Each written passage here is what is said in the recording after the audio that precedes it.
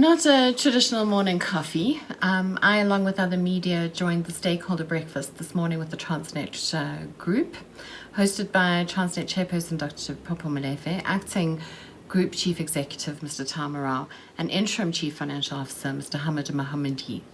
So aside from the sneak peek into the horror show of Transnet, and those are not my words, there are a few other things that I thought needed airing and would be great to get your feedback on as well. So getting into it, the first would be, for me, the reference that was made regarding operational efficiency and allowing other operators on the line. No, this was not mentioned in relation to branch lines. This was mentioned whilst discussing improvements on the NatCore line. It was brief, but it was there, and I really believe that this needs urgent exploration. And this would present an attractive business case for both Transnet and the private sector. Food for thought. The next item that stood out for me, one simple statement. It concluded that the 1064 contracts are unlawful. Not good.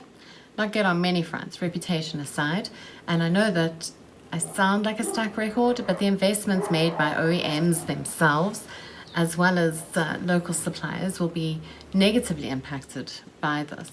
Transnet is due to start the process of engaging with OEMs on equitable remedies from next week. Apparently, the framework on how this engagement is going to take place has been ironed out.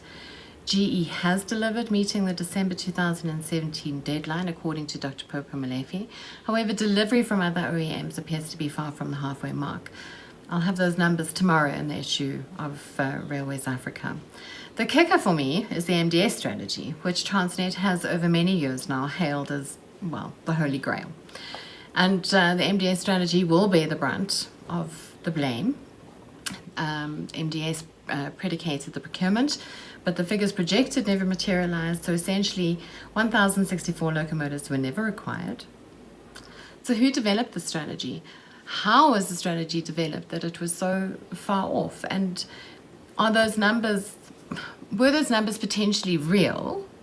And because of external factors such as the market slowdown or the turn in the mining sector, are those the things that have impacted negatively, and therefore, we didn't need then and we don't need now that kind of quantity of locomotives? Be interesting to have more here. Transnet Freight Rail is the biggest operating division of the Transnet Group, and by all accounts is in serious trouble. Again, not my words.